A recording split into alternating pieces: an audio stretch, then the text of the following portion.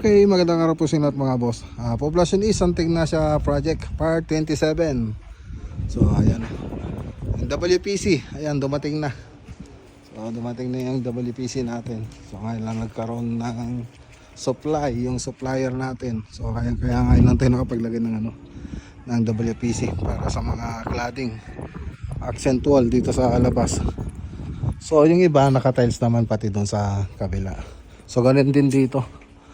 So, yung iba rito, ayan, naka-tiles doon, naka-WPC na cladding.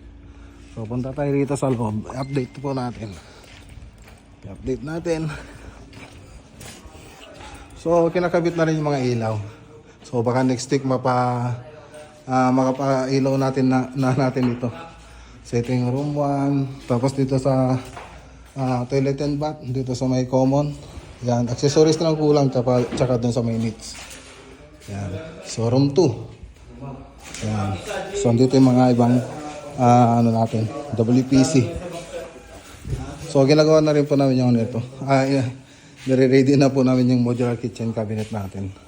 So PVC foam board yung gagamitin natin diyan. Okay. So dito naman, hindi natin makita, buksan natin. So ayan yung update. So may master bedroom. So punta tayo doon sa may likod doon sa CR dito. Tingnan natin. So update din po natin to. Okay. And dirty kitchen. Okay, so abangan nyo na lang po yung susunod na video nito next week. Magandang araw po sa lahat at God bless.